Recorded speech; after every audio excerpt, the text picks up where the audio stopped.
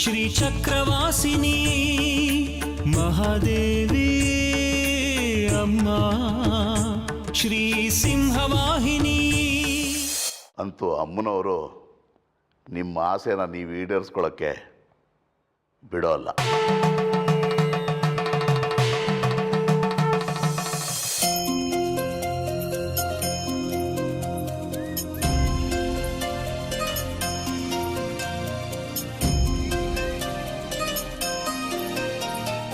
ನೋಡು, ನೀನು ಊರು ಬಿಟ್ಟು ಹೋಗಲ್ಲ ಅಂತ ನಾನು ರಾಜನ್ ಕೇಳಿದ್ದೆ, ರಾಜನೇ ಬಿದ್ದಿದೆ.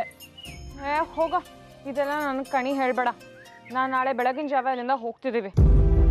ನಂಗೆ ದೇವಿ ಹೇಳಿದಾಳೆ ನೀನು ಊರು ಬಿಟ್ಟು ಹೋಗಲ್ಲ ಅಂತ. ನೀನು ಹೋಗಲ್ಲ ಅಷ್ಟೇ. ನನಗೆ ಈ ವಿಚಾರದಲ್ಲಿ ನಿನ್ನ ಜೊತೆ ವಾದ ಮಾಡಕ್ ಇಷ್ಟ ಇಲ್ಲ. ನಾನು ನಾಳೆ ಹೋಗ್ತಿದ್ದೇನೆ ಅಷ್ಟೇ. ನೀನು ನನ್ನ ಮಾತು ನಂಬಲೇಬೇಕು. ಯಾಕೆಂದ್ರೆ ನಿಮ್ಮ ಅಪ್ಪನ ಮೇಲೆ ಕಳ್ತನದ ಆರೋಪ ಬಂದಾಗ ನೀನು ಊರು ಬಿಟ್ಟು ಹೋಗಲ್ಲ ಅಂತ ನಾನು ಹೇಳ್ತಾನೆ ಇದ್ದೆ. ನೀನು ನಂಬ್ತಾನೆ ಇರಲಿಲ್ಲ. ಆದ್ರೆ ಆಮೇಲೆ ಏನಾಯ್ತು ಅಂತ ನಿಮಗೆ ಗೊತ್ತಲ್ಲ. ನೀ ಪಟ್ನಕ್ಕೆ ಹೋಗಲ್ಲ ಅಂತ ನಾನು ಅನ್ಕೊಂಡಿದ್ದೆ. ಆದರೆ ನೀವು ಹೋಗ್ತೀನಿ ಅಂತಂದೆ. ಆಮೇಲೆ ಏನಾಯ್ತು? ಬರ್ಬೇಕಾದ ಬಸ್ಸು ಬರಲಿಲ್ಲ. ಬಂದು ಟೆಂಪೋ ಅಲ್ಲೇ ಕೈ ಕೊಡ್ತು. ಹೌದಾ? ಅಲ್ಲಿವರೆಗೂ ಚೆನ್ನಾಗಿ ಟೆಂಪೋ ನೀ ಹತ್ತೋಕೆ ಹೋದಾಗಲೇ ಯಾಕೆ ಕೈ ಕೊಡ್ತು ಹೇಳು? ಆದರೂ ನೀನು ಹಠ ಬಿಡದೆ ಅಲ್ಲೇ ಬಂದು ಸಚ್ಚಣ್ಣ ಕಾರ್ ಹತ್ತೋಟೆಲ್ಲ ಏನಾಯ್ತು? ನೀನೇನೋ ಕಾರ್ ಹತ್ತಿ ಕೈ ಬೀಸಿ ಹೊರಟಿದ್ದೆ ಬಂತು ಭಾಗ್ಯ. ಕಾರ್ ಮುಂದೆ ಹೋಗ್ತಿದ್ದಾಗೆ ನಿನ್ನ ಪ್ರಯಾಣ ಮುರಿದು ಬಿತ್ತು. ನೀನು ಎಷ್ಟೇ ಹೋರಾಟ ಮಾಡಿದ್ರು ನಿನಗೆ ಇಲ್ಲಿಂದ ಹೋಗೋಕ್ಕಾಗಲ್ಲ. ಯಾಕೆಂದ್ರೆ ತಾಯಿಗಿದು ಒಪ್ಪಿಗೆ ಇಲ್ಲ.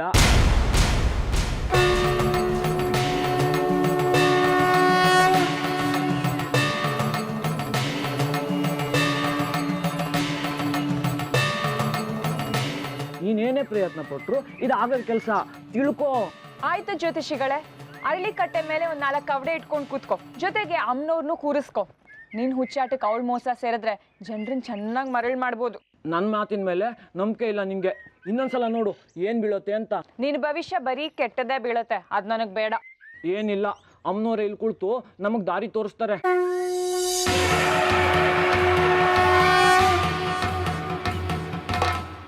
ಅಮ್ಮ, ನಿನ್ನ ಕೆಲಸನೆಲ್ಲ ಪಕ್ಕಕ್ಕಿಟ್ಟು ಕೇಳಿಸ್ಕೋ. ಸುಂದ್ರಿ ಊರು ಬಿಟ್ಟು ಹೋಗೋದು ನನಗೂ ಇಷ್ಟ ಇಲ್ಲ, ನಿಂಗೂ ಇಷ್ಟ ಇಲ್ಲ. ನಾಳೆ ಸುಂದ್ರಿ ಪಟ್ನಕ್ಕೆ ಹೊರಟಿದ್ದಾಳೆ. ಅವಳು ಹೋಗೋದಾದ್ರೆ ರಾಣಿ ಬೀಳ್ಲಿ, ಇಲ್ಲ ರಾಜ ಬೀಳ್ಲಿ.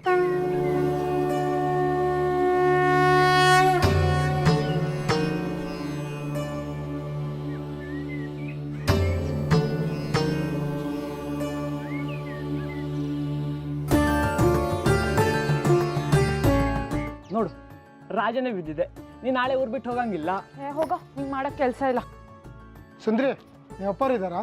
ಇದ್ದಾರೆ. ಕರಿಮಾ ಒಂಚು. ಅಪ್ಪ, ಅಪ್ಪ. ಏನೇ?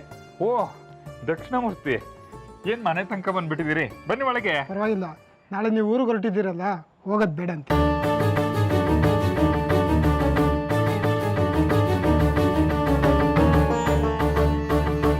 ದೇವಸ್ಥಾನದಲ್ಲಿ ಧನ್ವಂತರಿ ಹೋಮ ನಡೀತಾ ಇದೆಯಲ್ಲ, ಅದಕ್ಕೆ ದೊಡ್ಡ ಮಟ್ಟದಲ್ಲಿ ಜನ ಬರ್ತಾರಂತೆ.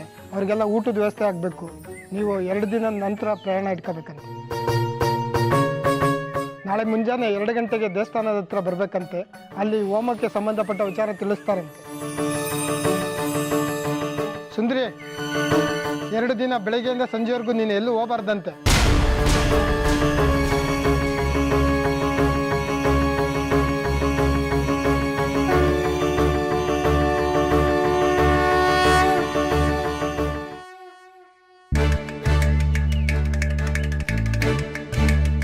ದೊಡ್ಡ ಮನುಷ್ಯ ಕಣಯ್ಯ ನೀನು. ನಿಮ್ಮ ಯಜಮಾನರು ಕೆಲಸ ಆಗ್ಬೇಕಾದ್ರೆ ಕಾಡಿ ಬಡಿ ಮಾಡಿಸ್ಕೋತೀರಿ, ಆಮೇಲೆ ನಾವು ನಿಮ್ಮ ಕಾಲು ಕಸ. ಈಗೇನು ಪತ್ರ ಸಿಗ್ತಲ್ಲ, ತಗೊಂಡು ಹೋಗ್ತಿರ್ಬೇಕಷ್ಟೇ. ಮಾತುಗಳು ನೋಡಿ ಹೆಂಗೆ ಬರುತ್ತೆ? ನದಿ ದಾಟಿದ ಮೇಲೆ ಅಂಬಿಕಾದೇನು ಅಂದ್ರಂತೆ.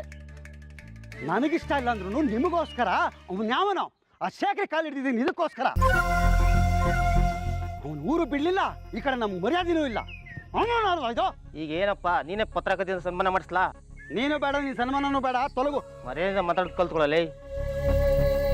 ಹಾಗಲ್ಕಾಯಿ ಅವರೆಲ್ಲ ಬುದ್ಧಿ ಹೇಳ್ತಾರೆ. ಏನಂದ? ಏನೂ ಇಲ್ಲ, ಹೋಗು ತಂದೆ. ಅದು ಲೋಫರ್ ವಿದ್ಯಾಶಂಕರ, ಇದೆ ನನಗೆ ರಚನೆ ಇರ್ತೀಯಾ? ಅನುಭವಿಸ್ತೀಯಾ ನೀನು?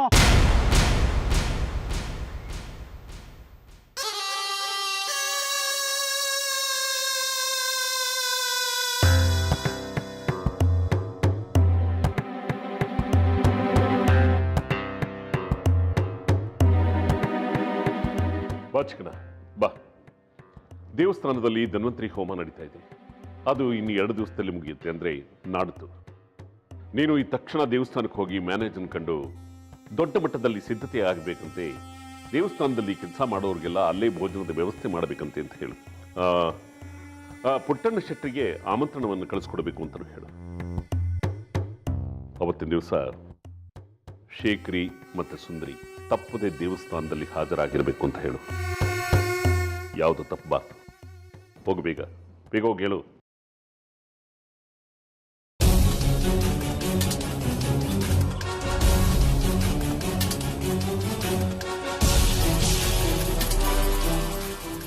ಮತ್ತೆ ಇನ್ನೊಂದು ಸಾರಿ ಸುಂದರಿನ ಊರಿಗೆ ಕಳಿಸಿ ಚಕ್ರ ಪಡೆಯೋ ದಾರಿ ಸುಗಮ ಮಾಡ್ಕೊಳ್ತಿರೋ ಹಾಗೆ ಕಾಣ್ತಿದೆ. ಚಕ್ರಕ್ಕಾಗಿ ಇನ್ನೊಂದು ಸಂಚು. ನೋಡ್ತಾ ಇರಿ, ಈ ಸಾರ್ತಿ ನನ್ನ ಲೆಕ್ಕಾಚಾರ ತಪ್ಪೋದಿಲ್ಲ. ಅವ್ರು ಹೋಗದೆ ಇದ್ರೇನಂತೆ, ಶೆಟ್ರನ್ನೇ ಇಲ್ಲಿ ಕರೆಸ್ತಾ ಇದ್ದೀನಿ. ಕೆಲಸದ ಸಿದ್ಧತೆ ಇಲ್ಲೇ ಆಗುತ್ತೆ.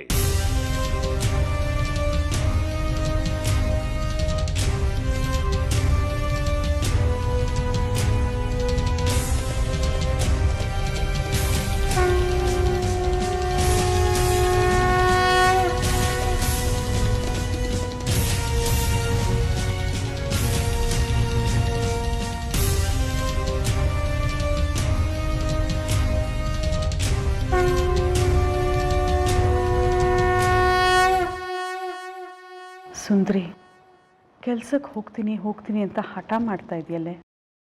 ನನ್ನ ಮನಸ್ಸಿನಲ್ಲಿ ಏನು ನಡೀತಾ ಇದೆ ಅಂತ ನಿನಗೆ ಅರ್ಥ ಆಗ್ತಾ ಇಲ್ವಾ? ಅಥವಾ ಅರ್ಥ ಆದರೂ ಹೀಗೆ ನನ್ನನ್ನು ಕಾಡ್ತಾ ಇದೆಯಾ?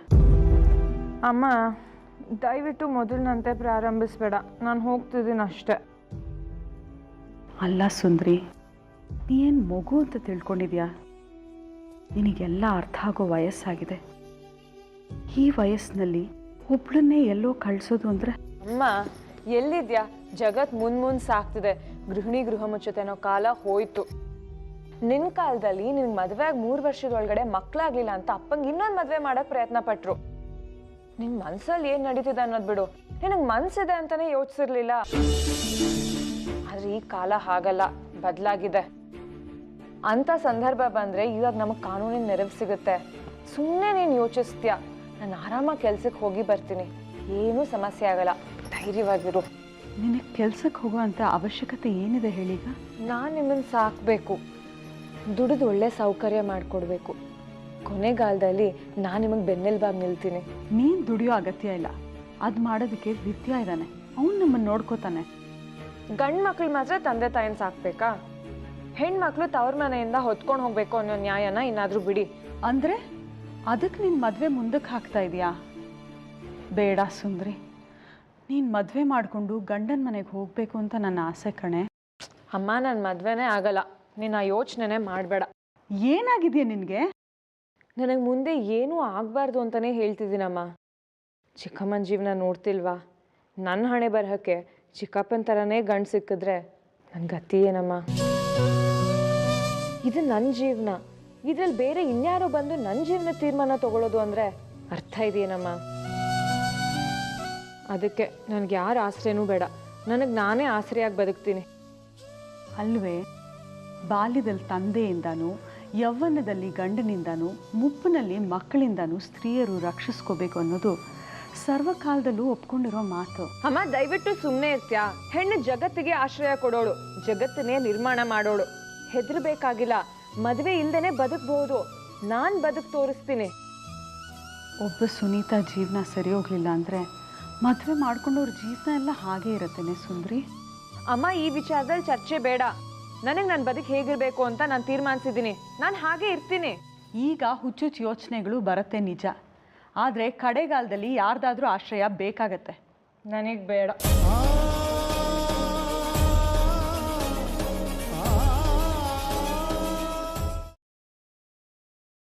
ನಿಮ್ಮ ಉಪದೇಶ ನಂಗೆ ಗೊತ್ತಮ್ಮ. ಮಕ್ಕಳು ಬೇಕು ಅಂತ ದೇವ್ರ ಹತ್ರ ಹರಕೆ ಹೊತ್ಕೊಂಡು ಮಕ್ಕಳನ್ನ ಪಡ್ಕೋತೀರಾ. ಅದೇ ಮಕ್ಕಳು ಬೆಳೆದು ಸಂತೋಷವಾಗಿರ್ತೀವಿ ಅಂದರೆ ನಿಮಗೆ ಸರಿ ಬರಲ್ಲ ಅಲ್ಲ? ಯಾಕೋ ಹೀಗೆಲ್ಲ ಹೇಳಿ ಹೊಟ್ಟೆ ಉರಿಸ್ತೀಯ? ನೀನು ಅವಳ ಆಸೆ ಬಿಟ್ಬಿಡು, ಅವಳು ನಿನಗೆ ಸಿಗಲ್ಲ. ಅದೇ ಯಾಕೆ? ಎಲ್ಲನೂ ಹೇಳೋಕ್ಕಾಗಲ್ಲ ಕಣೋ. ನಿಮ್ಮ ಅಪ್ಪನಿಗೆ ಅವಳನ್ನ ಕಂಡ್ರೆ ಇಷ್ಟ ಇಲ್ಲ. ಸುಂದ್ರಿನ ಮದುವೆ ಆಗ್ತಿರೋದು ನಾನು, ಅಪ್ಪನಿಗೆ ಇಷ್ಟ ಆಗಬೇಕು ಅಂತ ಏನಿಲ್ಲ. ಸುಂದ್ರಿನ ನಾಡಿದ್ದು ಇಲ್ಲಿಂದ ಹೊರಗೆ ಕಳ್ಸೋಕ್ಕೆ ನಿಮ್ಮಪ್ಪ ಎಲ್ಲ ತಯಾರಿ ಮಾಡಿದ್ದಾರೆ. ಧನ್ವಂತರಿ ಹೋಮಕ್ಕೆ ಪಟ್ಟಣ ಶೆಟ್ಟರು ಬರ್ತಾರಲ್ಲ, ಅವ್ರಿಗೆ ಸುಂದ್ರಿನ ತೋರಿಸಿ ಅವರೊಂದು ಕೆಲಸ ಕೊಡಿಸೋ ಹಾಗೆ ಎಲ್ಲ ಸಿದ್ಧತೆನೂ ಮಾಡಿದ್ದಾರೆ. ಇದು ಅಪ್ಪನ ಲೆಕ್ಕಾಚಾರಮ್ಮ. ನಾನು ಇದನ್ನು ತಪ್ಪಿಸೋದಕ್ಕೆ ಏನಾದರೂ ಮಾಡೇ ಮಾಡ್ತೀನಿ. ನೀ ಸುಮ್ಮನೆ ಹಠ ಮಾಡಬೇಡ್ವೋ. ನಿಮ್ಮ ಅಪ್ಪ ಒಪ್ತಿದ್ರೆ ಅವ್ರು ನಮ್ಮ ಮನೆಗೆ ಹೆಣ್ಣು ಕೊಡಲ್ಲ. ನಿನಗೆ ಗೊತ್ತಲ್ಲ, ನಿಮ್ಮ ಅಪ್ಪ ಒಪ್ತಿದ್ರೆ ಈ ಊರಲ್ಲಿ ನಾಯಿನೂ ಬೊಗಳಲ್ಲ, ಕಾಗೆನೂ ಕೂಗಲ್ಲ, ನಿನಗೆ ಯಾರೂ ಸಹಾಯ ಮಾಡಲ್ಲ. ಸುಮ್ಮನೆ ಅವಳನ್ನ ಮರ್ತು ಬಿಡು. ನನಗೆ ಯಾರ ಸಹಾಯನೂ ಬೇಕಾಗಿಲ್ಲಮ್ಮ. ನನಗೆ ಬುದ್ಧಿ ಇದೆ. ಬೇಕಾದರೆ ಈ ಮಾತುಗಳನ್ನ ಅಪ್ಪನಿಗಂತೂ ಹೇಳು. ಅವ್ರು ಅದೇನು ಮಾಡ್ಕೋತಾರೋ ಮಾಡ್ಕೊಳ್ಳಿ, ಆದರೆ ನಾನು ಮಾತ್ರ ಸುಂದ್ರಿನ ಮದುವೆ ಆಗೋದು.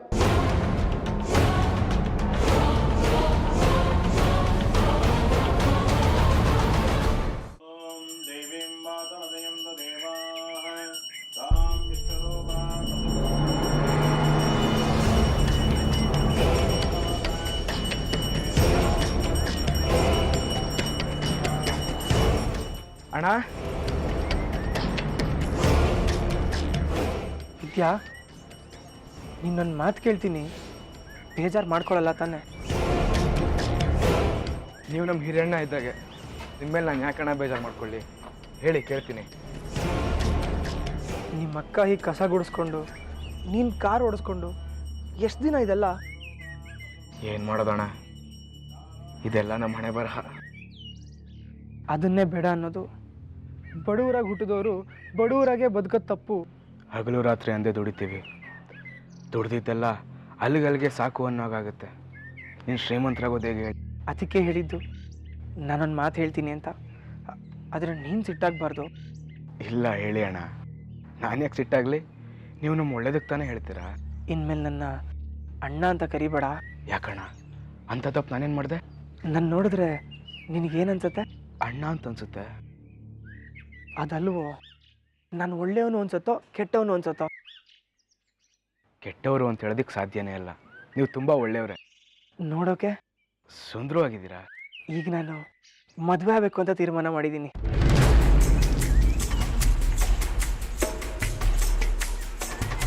ನಿಮ್ಮ ಅಕ್ಕ ಸುಂದ್ರಿನ ಮದುವೆ ಆಗ್ತೀನಿ ಅಂದರೆ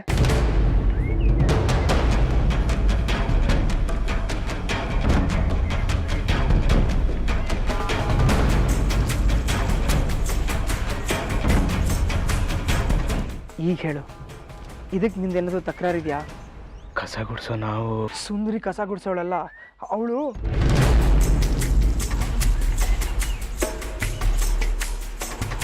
ಬೇಡ ಬಿಡು. ಈಗ ಹೇಳು, ನಿಂದೇನಾದರೂ ತಕರಾರಿದೆಯಾ? ನಿಜವಾಗ್ಲೂ ಹೇಳ್ತಿದ್ದೀರಣ್ಣ? ನೀನು ಹೂ ಅಂತ ಒಪ್ಕೋ. ನಾನು ಇವತ್ತೇ ಇಲ್ಲೇ ಅವಳನ್ನ ಮದುವೆ ಆಗೋದಕ್ಕೆ ಸಿದ್ಧ. ನೀವನ್ನ ಒಳ್ಳೆಯವರು ಅಂತ ಅನ್ಕೊಂಡಿದ್ದೆ, ಆದರೆ ಈ ಮಟ್ಟಕ್ಕೆ ಒಳ್ಳೆಯವರು ಅಂತ ಗೊತ್ತಿರಲಿಲ್ಲ ಅಣ್ಣ. ನಿನಗೆ ಒಪ್ಪಿಗೆ ತಾನೆ? ದೇವರಂತವ್ರು ನೀವು. ನಿಮ್ಮಂಥವ್ರು ನಮ್ಮ ಅಕ್ಕನ ಮದುವೆ ಆಗ್ತೀನಿ ಅಂದರೆ ಬೇಡ ಅನ್ನಕ್ಕಾಗುತ್ತೆ ಅಣ್ಣ. ಮತ್ತೆ ಭಾವ ಅಂತ ಕರೆಯೋ. ಭಾವನ? ಇನ್ಮೇಲೆ ನೀನಾಗಲಿ ನಿಮ್ಮ ಅಕ್ಕ ಆಗಲಿ ಪರದಾಡಬೇಕಿಲ್ಲ. ಇದಕ್ಕೆ ನಿಮ್ಮಪ್ಪ ಒಪ್ತಾರ? ನಾವೆಲ್ಲಿ, ನಿಮ್ಮ ತಂದೆ ಅಂತಸ್ತಿಲ್ಲಿ? ಒಪ್ಪಲ್ಲ, ತಕರಾರು ಮಾಡೇ ಮಾಡ್ತಾರೆ. ಮತ್ತೆ ನನ್ನ ಮದುವೆ ನನ್ನ ಇಷ್ಟ. ನೀನು ಒಪ್ಪಿಗೆ ತಾನೆ? ಮುಂದಿಂದು ನನಗೆ ಬಿಡು. ತಗೋ ಇದನ್ನ. ಇನ್ನಿದ್ರ ಅವಶ್ಯಕತೆ ನನಗಿಲ್ಲ. ನಿಮ್ಮ ಅಕ್ಕನ ಮದುವೆ ಆಗಿ ಮನೆ ಕರ್ಕೊಂಡೋಗಿ ಅವಳ ಕೈಲೇ ಪಾಯಸ ಮಾಡಿಸಿ ಬಡ್ಸ್ಕೊಂಡು ತಿಂತೀನಿ.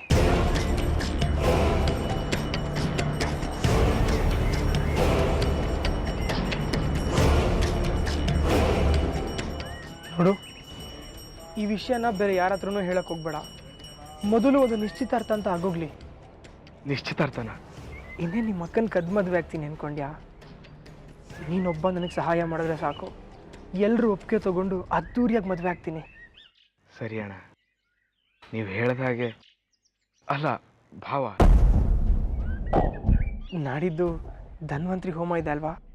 ಇದೆ. ಕಡೆ ದಿನ ಪೂರ್ಣಾವತಿ ಹೊತ್ತಿಗೆ ಅಲ್ಲೆಲ್ಲ ಸೇರಿರ್ತಾರಲ್ಲ, ನೀನಲ್ಲಿಗೆ ನಿಮ್ಮ ಅಕ್ಕ ಬರೋ ಹಾಗೆ ಮಾಡು. ಆಯಿತು. ಆಗೆಲ್ಲರೂ ಸೇರಿರ್ತಾರಲ್ಲ, ನೀನು ಹೂವಿನಾರ ಹಿಡ್ಕೊಂಡು ಸಿದ್ಧವಾಗಿರು. ನಾನು ಕೇಳಿದ ತಕ್ಷಣ ಅದನ್ನ ನನ್ನ ಕೈ ಕೊಡು. ಅದನ್ನು ನಿಮ್ಮ ಅಕ್ಕನ ಕುತ್ತಿಗೆಗೆ ಹಾಕಿ ನಿಶ್ಚಯ ಮಾಡ್ಕೋತೀನಿ. ಆಗ ನಮ್ಮಪ್ಪ ಅಮ್ಮ ಅನಿವಾರ್ಯವಾಗಿ ನನ್ನ ಮದುವೆ ಮಾಡಿಕೊಡ್ಲೇಬೇಕು. ಏನಾದರೂ ಎಡವಟ್ಟಾದರೆ ನನ್ನ ಮನಸ್ಬೇಡ. ಬೇಕಿದ್ರೆ ಇಲ್ಲೇ ಈಗಲೇ ನಿಮ್ಮ ಅಕ್ಕನ ಕುತ್ತಿಗೆಗೆ ತಾಳಿ ಕಟ್ಟೋದಕ್ಕೆ ಸಿದ್ಧ ನಾನು. ವಿದ್ಯಾ,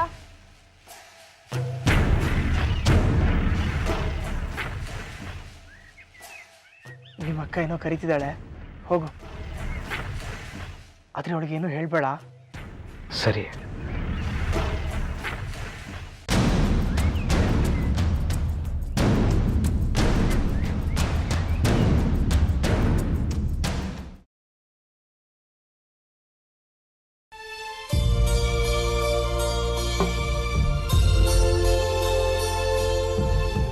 ಅಲ್ವೋ, ಇವತ್ತು ದೇವಸ್ಥಾನದಲ್ಲಿ ಧನ್ವಂತರಿ ಹೋಮ, ಕೆಲಸ ಜಾಸ್ತಿ ಇರುತ್ತೆ.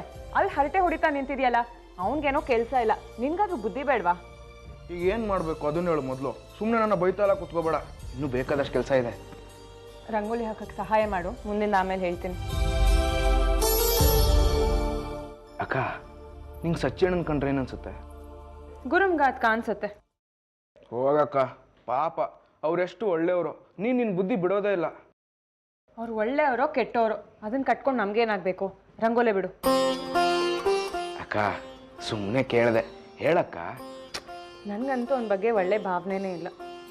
ಮೊನ್ನೆ ನಿಂಗೆ ಬಸ್ ಸಿಗದೆ ಇದ್ದಾಗ ನೀನು ಕೇಳಿದ ತಕ್ಷಣ ಕಾರ್ ಕೊಟ್ರು, ನೀನು ಅವ್ರನ್ನ ಕೆಟ್ಟವರು ಅಂತೀಯಲ್ಲ. ನಿಜ, ಏನು ಮಾತಾಡದೆ ಕಾರ್ ತಂದು ಕೊಟ್ಟ. ಒಳ್ಳೆಯವನೇ, ಸರಿನಾ? ಅಂದ್ರೆ ಅವ್ರನ್ನ ಒಳ್ಳೆಯವರು ಅಂತ ಅನ್ನು ಮತ್ತೆ. ಹ್ಞೂ ಕಣೋ, ಒಳ್ಳೆಯವನೇ. ನಂಗೆ ಇನ್ನೂ ಸಾಕಷ್ಟು ಕೆಲಸ ಇದೆ, ಇದನ್ನು ಪೂರ್ತಿ ಮಾಡು.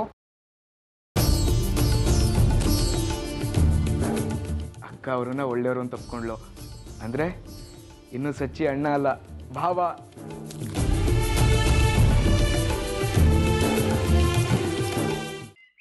ನಿಮ್ಮ ಭಾವ ನನ್ನ ಕಳ್ಳ ಅಂದಲ್ಲ, ನಿಮ್ಮ ಭಾವನ ಮಗ ಆ ವಿದ್ಯೆ ನನ್ನ ಮೇಲೆ ಅರ್ಶನ ಚೆಲ್ದ ಅಲ್ಲ, ಅವನನ್ನು ಬದುಕಕ್ಕೆ ಬಿಡ್ತೀನೇನೆ? ಇಡೀ ದೇವಸ್ಥಾನದವರೆಲ್ಲ ನೋಡಿ ಅವಮಾನ ಆಗಿದೆ ನನಗೆ. ಹಾವಿಗೆ 12 ವರ್ಷ ಮುಚ್ಚರ ಆದ್ರೆ ಈ ಜಗ್ಗಿ ಶತ್ರು ಸಾಯೋವರೆಗೂ ಬಿಡಲ್ಲ ಕಣೆ. ನೋಡ್ತಾ ಇರೋ ಅಪ್ಪ ಮಕ್ಕಳಿಗಿಬ್ಬರಿಗೂ ಹೆಂಗ್ ಹೊಡಿತೀನಿ ಅಂತ. ನನ್ನ ಮಗ ನನ್ನ ಮೇಲೆ ಅರ್ಶನ ಇರ್ತಾನೇನೆ, ನೋಡ್ತಾ ಇರೋ ಹೆಂಗ್ ಹಾಳು ಮಾಡ್ತೀನಿ ಅವ್ರನ್ನ ಅಂತ. ಓಹೋ, ಮನಸ್ಸಿಗೆ ಬಹಳ ಬೇಜಾರಾಯ್ತೇನೋ. ನಮಗೆ ಅರ್ಶನ ಚೆಲ್ದಾಗ ಬೇಜಾರಾಗ್ಲಿಲ್ಲ, ಬಳೆ ತೊಟ್ಕೊಂಡಾಗ ಬೇಜಾರಾಗ್ಲಿಲ್ಲ. ನಮಗೇನಾದ್ರೂ ನಿನಗೇನೋ? ಮಾತಾಡಿ, ಗಂಡ ಅನ್ಸ್ಕೊಂಡು ಇಷ್ಟೊಂದು ಮಾತಾಡ್ತಾ ಇದ್ದೀನಿ, ಏನಾದ್ರೂ ಬಗಳು. ಹಂದಿಗೆ ಮೋರಿ ನೀರೇ ಹಿತ, ಅದನ್ನ ತಂದು ಸ್ನಾನ ಮಾಡಿಸಿದ್ರೆ ಸಮಾಧಾನ ಆಗುತ್ತಾ? ನಿಮ್ಮ ಮನ್ಸಲ್ಲಿ ಬರೀ ಕೆಟ್ಟ ಯೋಚನೆಗಳೇ ಇರೋದು. ನಿಮ್ಗೆ ಯಾರು ಬುದ್ಧಿ ಹೇಳ್ತಾರೆ? ಗಂಡನ್ ಬಿಟ್ಟು ಬೇರೆಯವ್ರನ್ನ ಮನಸ್ಸಲ್ಲಿ ಇಟ್ಕೊಂಡಿರ್ತಾರಲ್ಲ, ಅವರು ಪವಿತ್ರವಾದ ಗಂಗಾ ನದಿಯನ್ನ ಮುಳುಗಿರ್ತಾರೇನೋ. ನಾಚಿಕೆ ಲಜ್ಜೆ ನಮಕ್ಕೆ. ಪ್ರಸಾದಕ್ಕೆ ದೇವಸ್ಥಾನಕ್ಕೆ ಬರಕ್ಕೆ ಹೇಳಿದ್ದಾರೆ, ಮನೇಲಿ ಒಲೆ ಹತ್ತಿಸ್ಬೇಡಿ ಅಂತಾನೂ ಹೇಳಿದ್ದಾರೆ. ತಾವೇನು ಮಾಡ್ತೀರಿ? ಅಲ್ಲೇ ಬರ್ತಿರೋ ಮನೇಲಿ ಅಡುಗೆ ಮಾಡ್ಲೋ? ತಮ್ಮಪ್ಪಣೆ, ತಾವು ಹೇಗೆ ಹೇಳ್ತಿರೋ ಹಾಗೆ. ಏನು ಮಾಡಬೇಕು ಅಂದ್ಕೊಂಡಿದ್ದೀರಿ ತಾವು? ನಿಮ್ಗೆ ಅಡುಗೆ ಮಾಡ್ಲಾ? ಓ, ನೀನು ದೇವಸ್ಥಾನಕ್ಕೆ ಹೋಗ್ಬೇಕು ಅಂತ ತೀರ್ಮಾನ ಮಾಡ್ಕೊಂಡಿದ್ದೀಯಾ? ಇದೇ ಸೀರೆನ ಬೇರೆ ಬಣ್ಣದ್ದ? ಯಾವ್ದು ಹೇಳಿದ್ದಾನೆ? ಆ ಮುಂಡೆ ಮಗ ಅಡುಗೆ ಮಾಡಿರ್ತಾನೆ, ಬೆನ್ನು ಬಾಗಿಸ್ಕೊಂಡು ನಗನಗುತ್ತಾ ಅವ್ನು ನಿನಗೆ ಬಡಿಸ್ಬೇಕು. ನೀನು ಓರೆಗಣ್ಣಲ್ಲೇ ಅವ್ನು ನೋಡ್ತಾ ನಾಚ್ಕೊಂಡು ತಿನ್ನಬೇಕು. ದೇವಸ್ಥಾನದಲ್ಲೂ ಬಿಡಲ್ಲ. ಆ ಮುಂಡೆ ಮಗ ಮಾಡಿದ ಅಡುಗೆ ನಾನು ತಿನ್ನಲ್ಲ, ನನಗಿಲ್ಲೇ ಮಾಡಬೇಡಿ. ತೊಲಗೆ.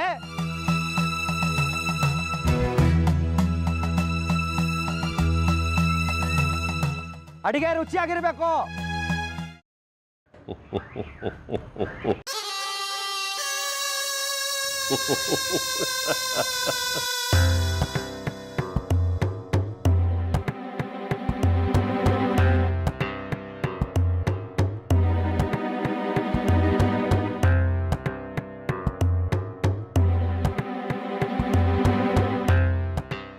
ಏನ್ ಚಿಕ್ಕಣ್ಣ, ಹೋದ ಕೆಲಸ ಏನಾಯ್ತು? ಶೆಟ್ರ್ ಸಿಕ್ಕಿದ್ರ? ಪತ್ರ ಕೊಟ್ಟ್ಯಾ?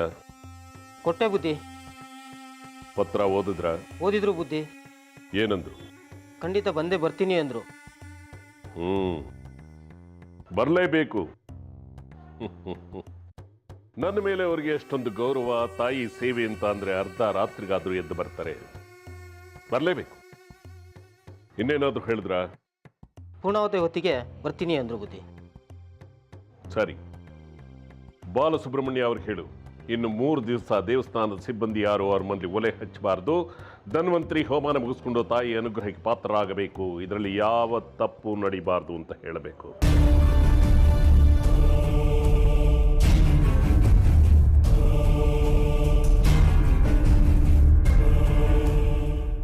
ಇನ್ನು ಸುಂದರಿನ ಸಾಕಾಗ್ತೀನಿ. ನಾಡಿದ್ದರಿಂದ ನನ್ನ ಕಾರ್ಯ ಸಾಧನೆಯ ಹಾದಿ ಸುಗಮ. ತಾಯೇ, ನಿನ್ನ ಆಶೀರ್ವಾದ ಬೇಕು.